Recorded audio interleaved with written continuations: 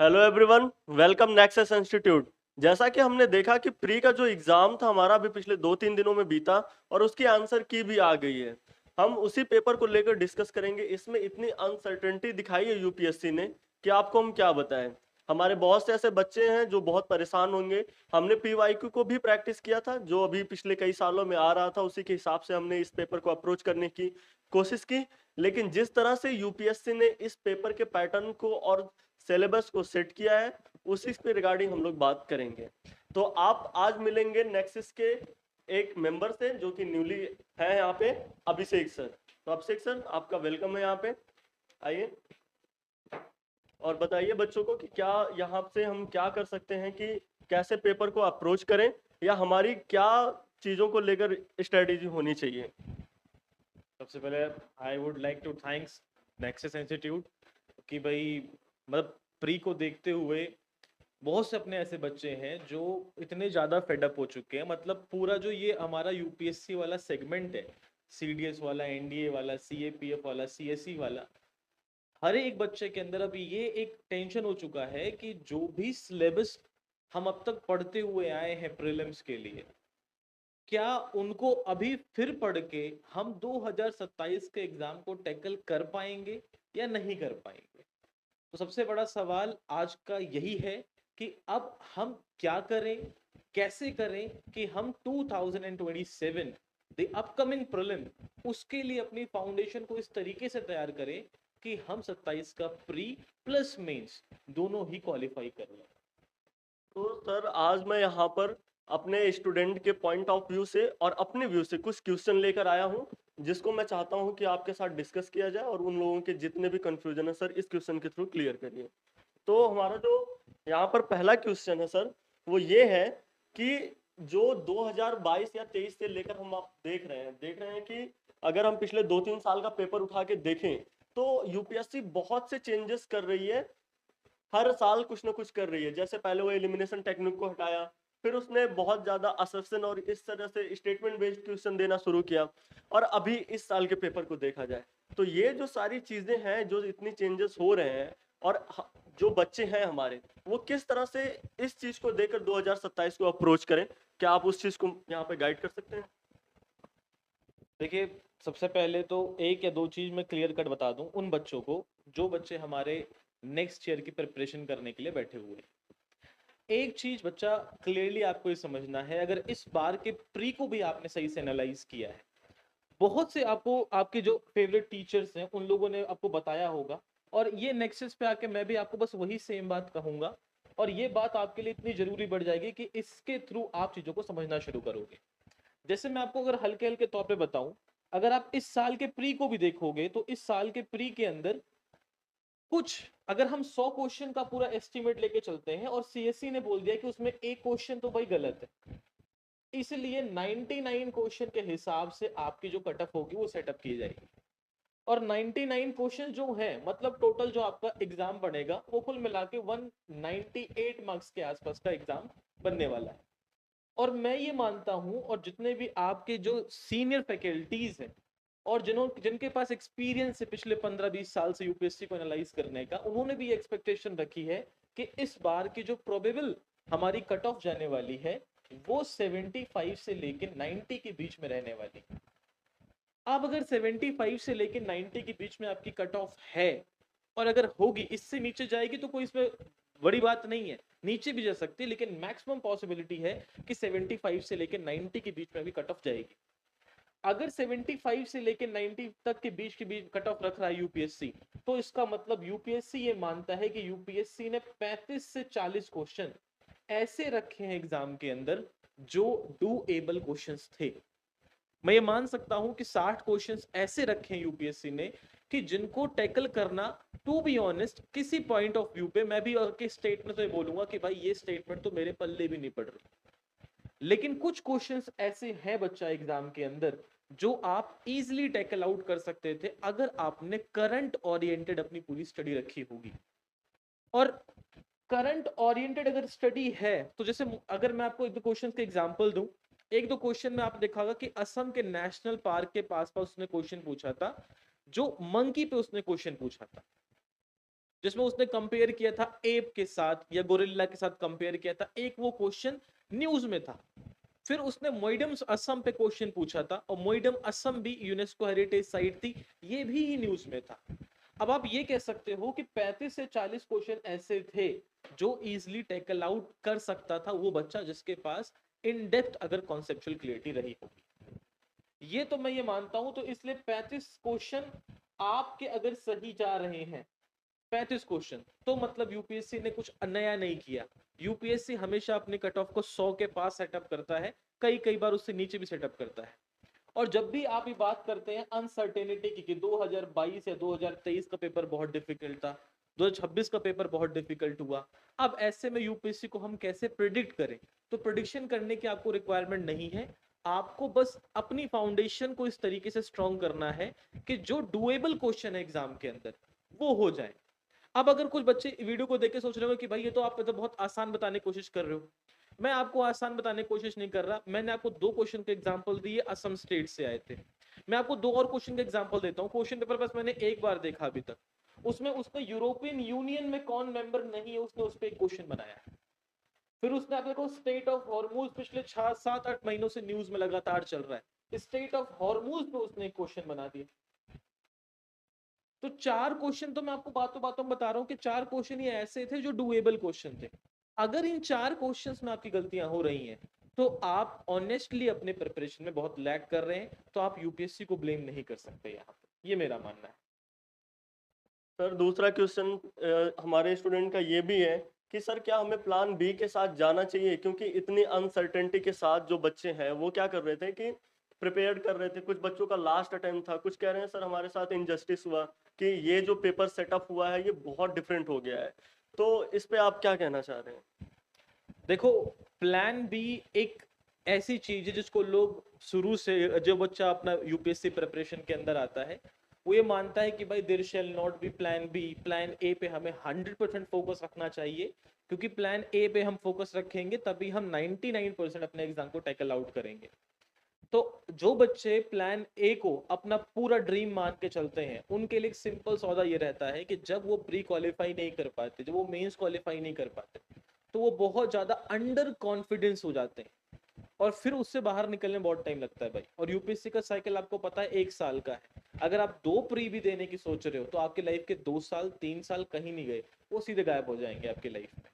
तो अगर जर्नी इतनी बड़ी है जिसमें पूरा एग्जाम साइकिल 1 साल का है, 2 साल का है, 3 साल का है, तो मैं उन बच्चों को कहूंगा जो बच्चे अभी रिसेंटली इस प्रिपरेशन में आ रहे हैं।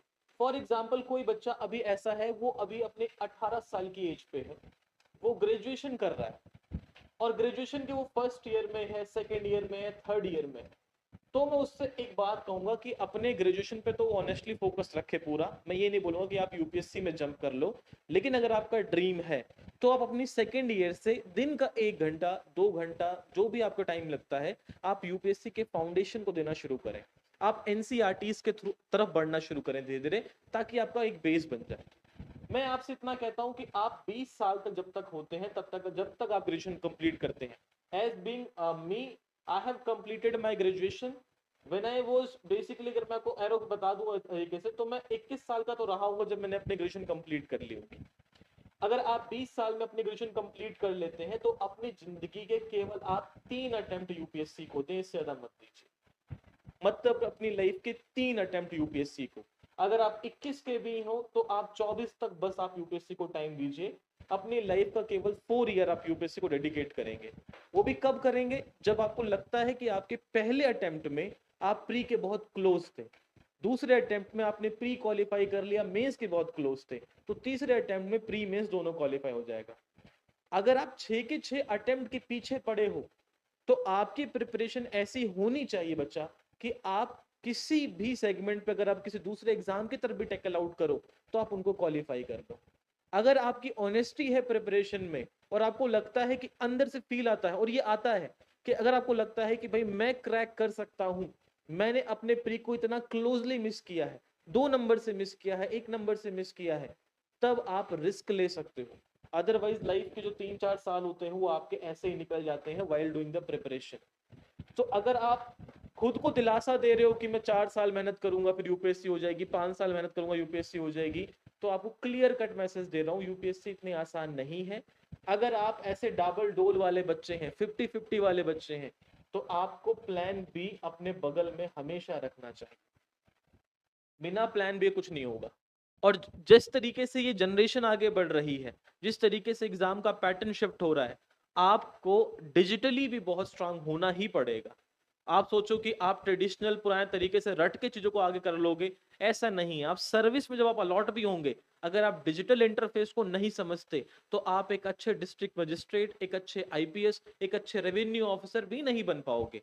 आपको सोसाइटी के साथ डिजिटली अपग्रेड करना पड़ेगा। तो आपको प्लान बी अगर रखते हो, तो वो स्किलिंग अपडेशन के लिए रखनी चाहिए कि स्किल को अपने अपडेट करते चलो, so that you can be a very good person in bureaucracy also.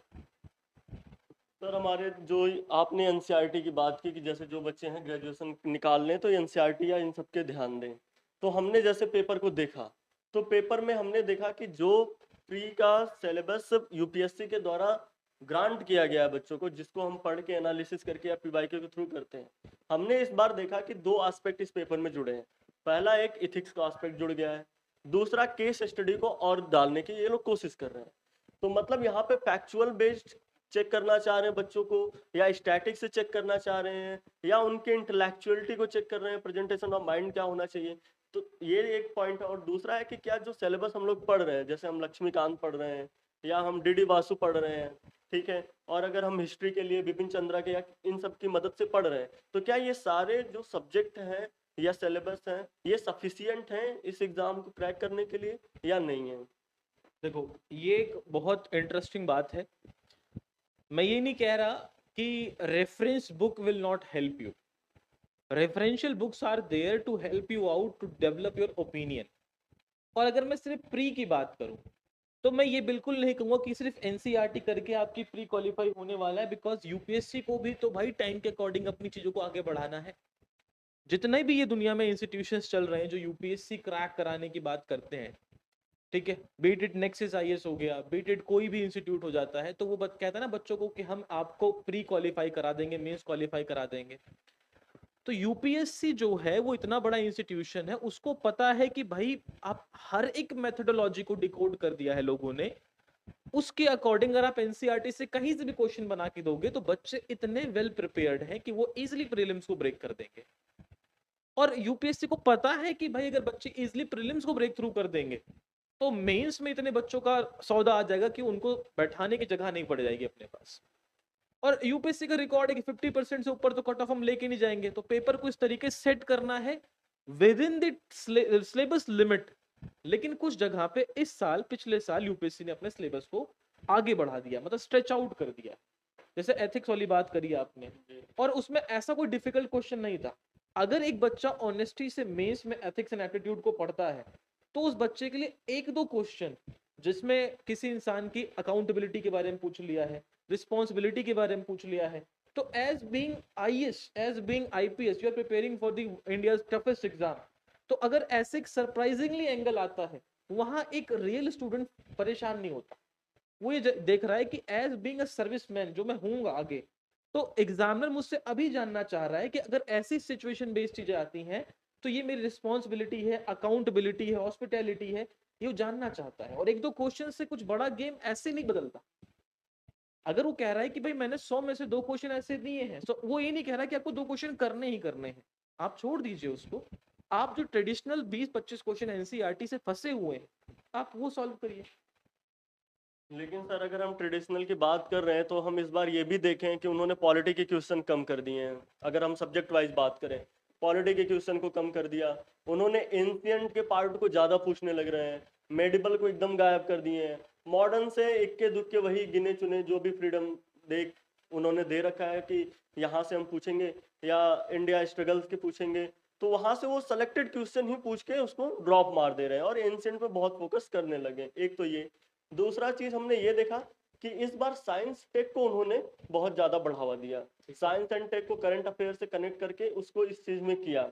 और तीसरी सबसे बड़ी बात है कि चलिए ठीक है, अनसर्टेनिटी को ये लोग कर रहे हैं विच इज फाइन, जो कि हम मानते हैं कि यूपीएससी कभी भी प्रिडिक्टेबल नहीं हो सकती है, वो कुछ ना कुछ नया करती है, इसीलिए one of the toughest exam of India है। लेकिन क्या इनको अपने सिलेबस में इस चीज को इंक्लूड नहीं करना चाहिए? क्या वहां पर अपग्रेड नहीं करना चाहिए बच्चों को? क्या वही जो फॉलो करते हुए आ रहे हैं, जैसे हम देख रहे हैं पिछले 2-3 सालों में ये पेपर को बदल रहे हैं, बट ये जो ट्रेंड को फॉलो कर रहे हैं फ्रॉम 2013 से फॉलो कर रहे हैं, तो आपको क्या लग रहा है कि या तो इनको सिलेबस अपग्रेड करना चाहिए बच्चों को बताने के लिए कि ये चीज हो, ताकि बच्चे प्रिपेयर्ड हो ना? ऑल ऑफ सडन जब चीजें आती हैं तो आते हुए बच्चे जो सवाल आते हैं वो मिस्टेकली कर जाते हैं। तो क्या यहाँ पर यूपीएससी बहुत मेच्योर्ड और बहुत ही वेल क्वालिफाइड बंदों को चुनने के लिए ये ऐसा कर रही है, या क्या कर रही है? ये सबसे बड़ा कंफ्यूजन है। देखो, एक बात पे तो यहाँ मैं एग्री करूंगा कि अगर यूपीएससी कभी भी सरप्राइजिंगली ऐसा कुछ करती है तो उसको बच्चों को एक थोड़ा सा हिंट दे देना चाहिए कि हम ऐसा करने वाले हैं। सिलेबस अपग्रेडेशन तो ये चाहिए, क्योंकि सिलेबस को थॉरली अगर आप देखते हो, यूपीएससी की साइट से भी डाउनलोड करते हो, तो वन लाइनर खत्म कर रखा है। जैसे कि इस बार का जो पूरा एग्जाम है उसमें 70% जो क्वेश्चन है वो पूरे करंट ओरिएंटेड है। हर सब्जेक्ट को करंट से रिलेट कर दिया उन्होंने। अब अगर सिलेबस में देखोगे तो उसमें लिखा रखा है कि current affair, national and international importance. तो अब बच्चा करंट अफेयर कहाँ तक पढ़े, क्योंकि इसका कोई एंड सिलेबस नहीं, और हर एक करंट अफेयर से आप किसी भी एंगल में क्वेश्चन पूछ लेते हो। अब जैसे कि उसमें एक क्वेश्चन था, उसमें बेसिकली जो क्वेश्चन ड्रॉप कर दिया उन्होंने, उसमें उन्होंने स्कीम के अंदर पर्टिकुलर क्या है उस क्वेश्चन को ड्रॉप किया। अब कहने का मतलब क्या है कि जो 70% करंट ओरिएंटेड चीजें हैं, अब यूपीएससी ने, अब हम ये कह नहीं सकते कि यूपीएससी कह रहा है कि हम अपने दिए हुए सिलेबस से क्वेश्चन नहीं पूछ रहे। वो कह रहा है कि हम करंट अफेयर से क्वेश्चन पूछेंगे, और ये हर बार का है यूपीएससी का। कभी वो एग्रीकल्चर को इतना आगे बढ़ा देता है, कभी इन्वायरमेंट से क्वेश्चन बहुत पूछता है। अब इस बार साइंस एंड टेक को बहुत कर दिया। कभी कभी हिस्ट्री के 22 क्वेश्चन डालता है, कभी पॉलिटी के 22 क्वेश्चन डालता है। तो ये तो भाई यूपीएससी का हमेशा से रहा है, वो एक ना एक सब्जेक्ट को उठा के राजा बना देता है। फिर जितने बच्चे प्रिपरेशन करते हैं वो उस एक को राजा समझ लेते हैं, अगली बार वो राजा नहीं होता और रंक बन जाता है। तो जरूरी यह है कि आपको होलिस्टिकली जो कोर प्रिंसिपल्स चलते हैं आपके, वही ओल्ड मेथोडोलॉजी जो है यूपीएससी क्रैक करने की, कि आपको अपने कुछ बेस सब्जेक्ट पिक करने ही पड़ेंगे। मैं ये कह रहा हूं कि ठीक है, प्री में पॉलिटी क्वेश्चन नहीं आए, क्या जीएस2 नहीं होगा? बच्चे जब प्री हमारे क्वालिफाई करेंगे तभी तो आगे बढ़ेंगे, ये तो सवाल है। ये बिल्कुल सही है आपका। तो जो बच्चा अगर देखो पॉलिटी पढ़ रहा है, आपको पता है पहले पॉलिटी सिर्फ सोचते कि लक्ष्मीकांत क्या काम बन गया, फिर लोगों ने कहा कि भाई बेयर एक्ट पढ़ना शुरू कर दोगे उससे काम हो जाएगा। इवेंचुअली ये दोनों किताबें कुछ नहीं करती, बस आपके कॉन्स्टिट्यूशन को एक्सप्लेन करती हैं। अब क्वेश्चन देखो, जैसे पिछले कुछ सालों में क्वेश्चन उसने प्रिजन एक्ट से क्वेश्चन पूछ लिया, फिर उसने यूनियन स्टेट लिस्ट में क्या होते हैं उनसे क्वेश्चन बनाना शुरू कर दिया। मतलब अगर अभी भी पॉलिटी के क्वेश्चंस को देखोगे, उनका नंबर कम किया है, लेकिन बेस क्या है उनका अभी भी कॉन्स्टिट्यूशन। उसके बाद उनके बेस में क्या ऐड कर दिया उन्होंने, करंट अफेयर। तो बिना करंट अफेयर के अगर आप चाहो कि प्रीलिम्स कर लो, वो पॉसिबल नहीं है। हाँ, लेकिन बेस आपको वो 4 प्रिंसिपल सब्जेक्ट्स जो है, जो GS1 GS2 GS3 आपको क्वालिफाई कराएंगे, वो है हिस्ट्री, ज्योग्राफी, पॉलिटी और इकोनॉमिक्स। ये वो बेस सब्जेक्ट है जिनको आप इग्नोर नहीं कर सकते। इनके बिना आप प्री तो क्वालिफाई कर लोगे, लेकिन अगर इनको छोड़ के आगे बढ़ना चाहते हो तो जो एग्जाम में 30 क्वेश्चन डुएबल थे, आप उनसे बहुत दूर हो जाओगे। तो ट्रेडिशनल मेथोडोलॉजी को तो फॉलो ही करना पड़ेगा, इसके बिना काम नहीं चलेगा। और आप सोच रहे हो कोई नई जीवन घुट्टी बन जाए जिसको घोल के पी जाए, तो ऐसा नहीं होने वाला। UPSC is the toughest exam. जब आज जिस दिन आप पहली बार प्रिपरेशन करने बैठते हो, दिमाग में बिठा लो इस चीज को, अगर इतना ही आसान है so anyone can crack this exam. ये इतना डिफिकल्ट एग्जाम है कि आपको पता है कि 10 लाख आप फॉर्म भरेंगे, 5 लाख अपीयर होंगे, उसमें से प्रीलिम्स क्वालिफाई करते हैं और सिलेक्शन केवल 1000 लोगों का होगा। तो ऑलरेडी आपको पता है कि 0.01% चांसेस है आपके to get selected in this exam. Still आप चाहते हो कि एग्जाम आपके अकॉर्डिंग आए, आप इजिली क्रैक कर लो। So you are not the only aspirant who is thinking like this, there are 10 lakh student rest there, जो भी ये सोच रहे हैं कि हमारे अकॉर्डिंग एग्जाम आ जाए। हमारा टफ एग्जाम था, टफ एग्जाम नहीं है, you have to be tough skin. आज के 5 साल बाद यूपीएससी और टफ हो जाएगा। आज कंप्यूटर क्वेश्चन नहीं, आने वाले टाइम पे कंप्यूटर से क्वेश्चंस आएंगे, आने वाले टाइम पे कोडिंग के क्वेश्चंस आएंगे। सीएपीएफ के अंदर यूपीएससी ने ऑलरेडी कंप्यूटर को इंट्रोड्यूस कर दिया, सीडीएस के अंदर कंप्यूटर को इंट्रोड्यूस कर दिया। बेसिक कोडिंग लैंग्वेज के बेसिक क्वेश्चन पूछ लेता है वो, बिकॉज अपकमिंग जनरेशन है। आप डीएम बन रहे हो, आप आईएएस बन रहे हो, आईपीएस बन रहे हो, you need to know about the artificial intelligence. तो उस पे बेसिक क्वेश्चंस वो रखेगा। लेकिन वो ये नहीं कह रहा है कि मैं पॉलिटी, हिस्ट्री, ज्योग्राफी, इकोनॉमिक्स से क्वेश्चन नहीं रख रहा, मैं रख रहा हूँ। बट आई वांट कि आप अपने आप को करंट से बहुत ज्यादा ओरिएंटेड रखो, ताकि चीजें आप जब करो तो आप अच्छे से करो चीजों को। सर यहाँ पर ये चीज़ तो चलिए मान लीजिए क्लियर हो गया कि हमें अपग्रेड होना पड़ेगा, वी कांट ब्लेम यूपीएससी, जो कि ये चीज़ है। तो अब आप हमें ये बताएं कि हम यहाँ से कैसे आने वाले पेपर को अप्रोच करें। यूपीएससी जो भी एग्जाम कराती है, चाहे सीएपीएफ हो गया, चाहे एनडीए हो गया आपके, चाहे जियो साइंटिस्ट का पेपर हो गया, इन सारे पेपर को हम कैसे अप्रोच करें, क्या हमारा माइंडसेट यहाँ से होना चाहिए, और हमें ये भी बता के चलें कि हमें प्लान बी ऐसा कौन सा होना चाहिए जिसपे हमें काम करना चाहिए, ताकि हमारे एग्जाम के साथ साथ उस चीज को भी लेके चलें कि हमारी चीजें इफेक्ट ना हो। अगर ये नहीं तो हम इजिली उस चीज को करके निकल लें। इस चीज को हम हमारे स्टूडेंट जानना चाह रहे हैं। सबसे पहले बात, मैं ये बात खुद से नहीं कह रहा, जितने बच्चे इस वीडियो को देख रहे हैं, आपको पूरे यूपीएससी की जो भी ये बड़े बड़े इंस्टीट्यूशंस हैं, नेक्सस आईएएस हो गया, खुद आपको हर फैकल्टी यही बोलेगा कि अब करंट अफेयर कर लो, करंट अफेयर कर लो, करंट अफेयर कर लो, करंट से हो जाएगा, 70% क्वेश्चन करंट से आ रहे हैं, तो करंट ही कर लो, करंट ही कर लो। मैं आपको ऑनेस्टी बता रहा हूँ, और करंट में भी आपको पता है फिल्टर करके पीआईबी के एज इट इज लाइनें पूछी हैं यूपीएससी ने, as it is, press information bureau की एज इट इज लाइनें पूछी हैं। अब आप ऐसी बाढ़ देखोगे, ट्रेडिशनली नहीं, आप ऐसा ऑनलाइन का एक पूरा रायता फैलता देखोगे जिसमें हर फैकल्टी आके आपको पीआईबी एक्सप्लेन कर रहा होगा, पीआईबी पढ़ा रहा होगा, पीआईबी ये, पीआईबी वो, पीआईबी का आर्टिकल ये, पीआईबी का आर्टिकल वो। आप रट जाओ पीआईबी को, अगले साल क्वेश्चन पीआईबी के नहीं रखेगा। तो आप कह रहे हैं कि ब्लाइंडली फॉलो नहीं करें हर चीज ब्लाइंडली को। नहीं। मैं अगर आप रियल एस्पिरेंट हो, मैं आपसे कह रहा हूँ, नेक्सिस इंस्टीट्यूट आपको दे रहा है, ये देगा भी आपको। प्लान क्या है कि आपको पीआईबी एनालिसिस मिल जाएगा, आपको द हिंदू एनालिसिस मिल जाएगा दुनिया भर में, आपको इकोनॉमिक्स एक्सप्रेस जो है उसका मिल जाएगा, economics time sorry, Indian express, आप सबके एनालिसिस उठा लोगे। बट क्या आप अपने अंदर वो, कहते हैं ना, एक डेवलपमेंटल स्किल, सोचने का स्किल डेवलप कर पाओगे? मैं आके आपको आर्टिकल पढ़ा के चला जाऊंगा, मैंने आपको सारा ज्ञान दे दिया, जब तक आप एनालिटिकल चीज को सोचोगे नहीं तब तक आप मेंस नहीं लिख पाओगे। पहली चीज तो ये, आपका आंसर इंप्रूव नहीं होगा।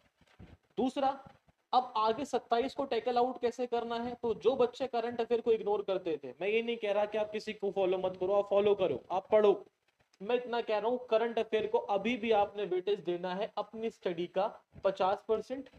जो ट्रेडिशनल 4 सब्जेक्ट है, economics, polity, geography, history, find the way to connect the current affair with the subject.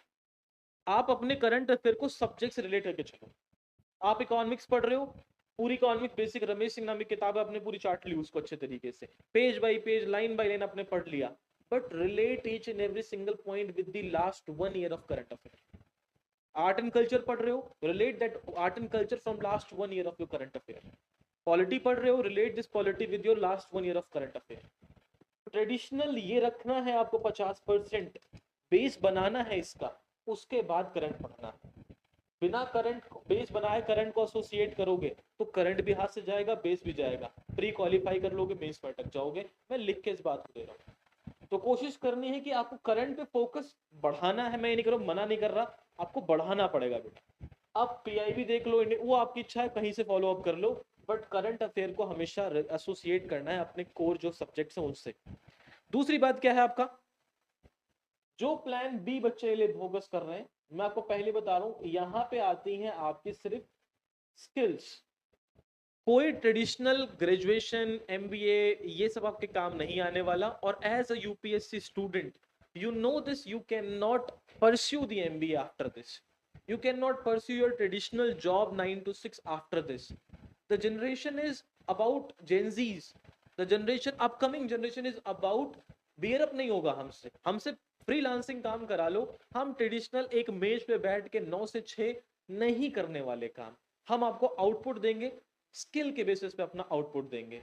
So for plan B, I would not say go for traditional any big institution, big industry. No, आप जो regular basis पे आने वाला जो time है that could be AI, completely AI का time है. You can go with generative AI programs, you can go with the coding and all, you can go with personal upskilling. आप अपने skill पे, कहते हैं ना ह्यूमन कैपिटल फोकस करो economic terms पे, आप अपने ह्यूमन कैपिटल फोकस करो. Try to invest on yourself, develop the skill which can stand in upcoming generation. और आपको पता है जनरेशन किधर जा रही है. You know this the upcoming time is about artificial robotics.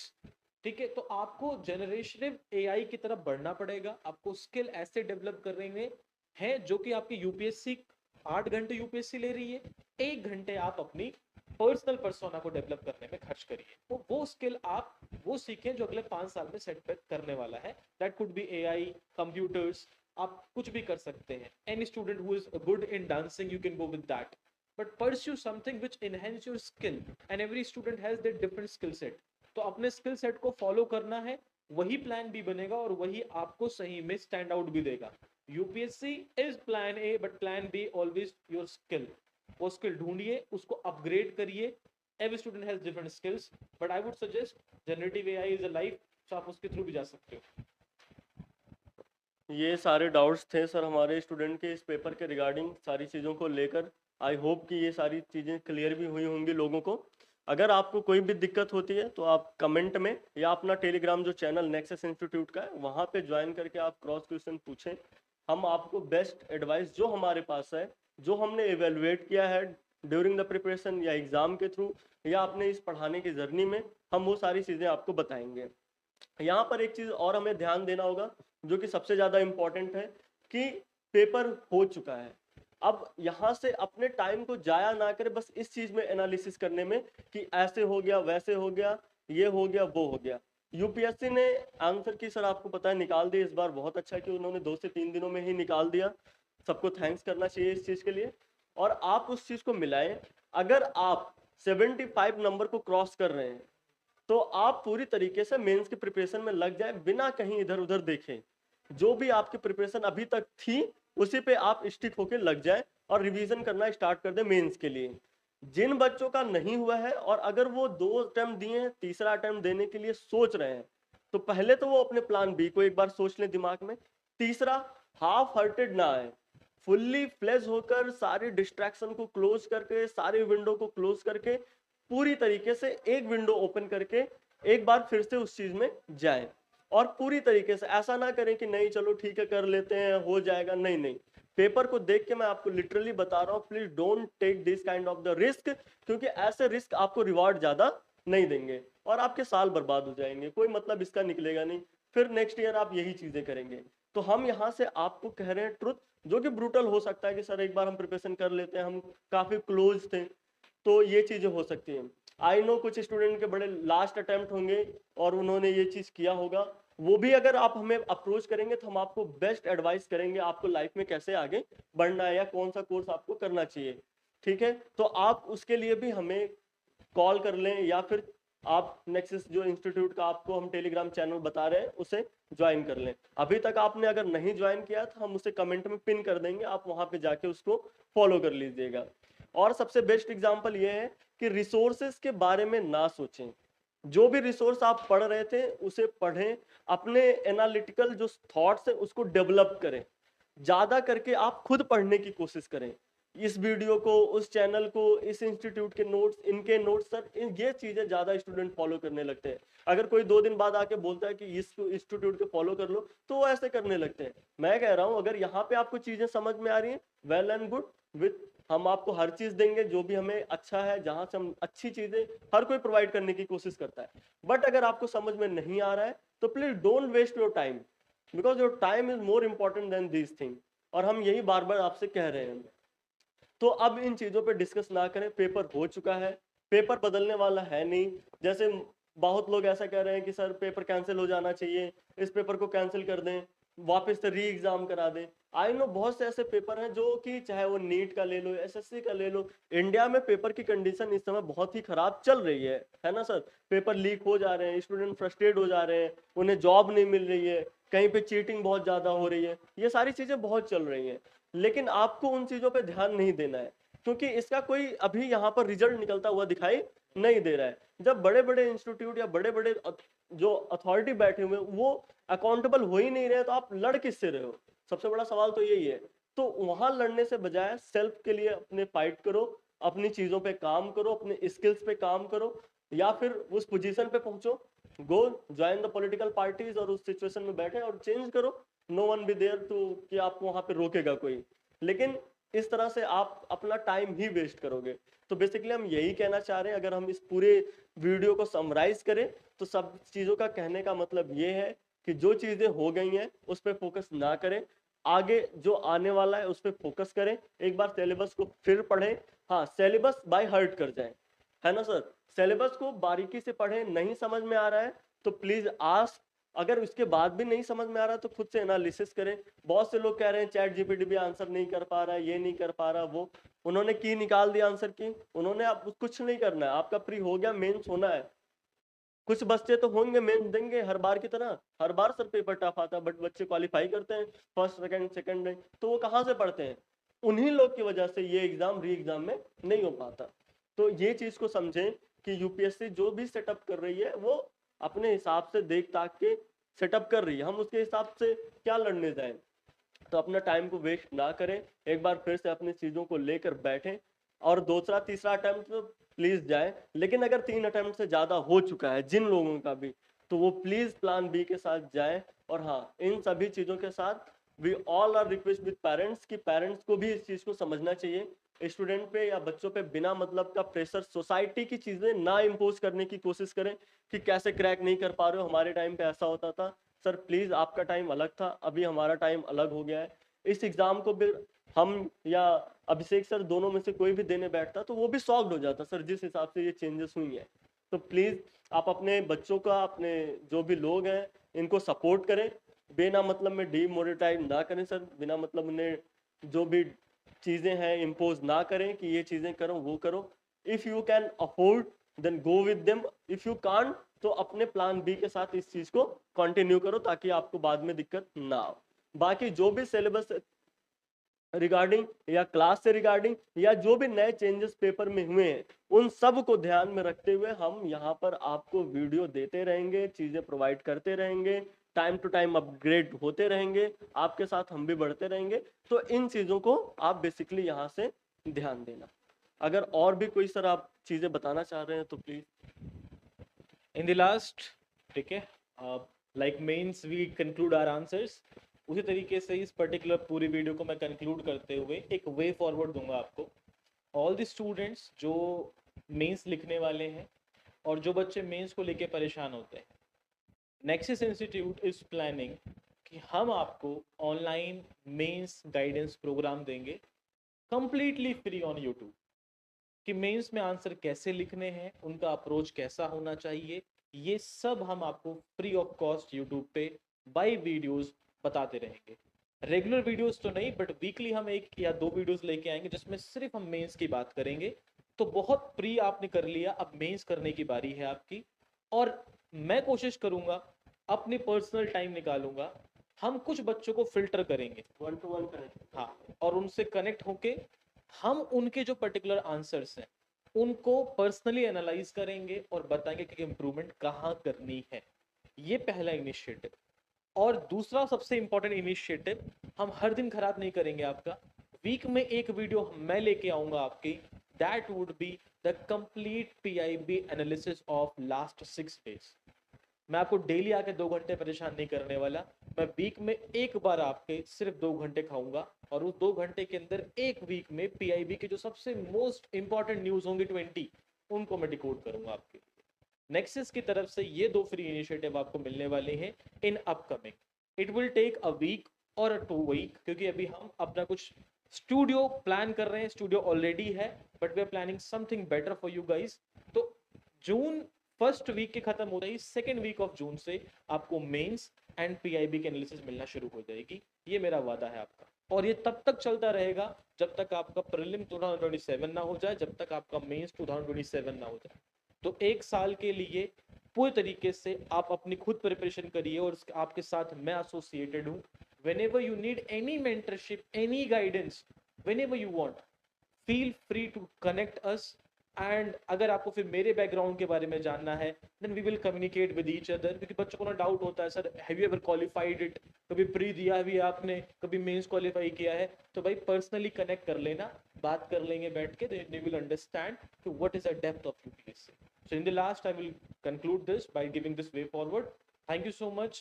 I hope you like this. If you want us to make this kind of video more, तो आप बस कुछ मत करना, नीचे कमेंट में लिख देना यस, मेरा काम हो गया भाई उतने में, ठीक है। सब्सक्राइब ना भी करो चलेगा मुझे।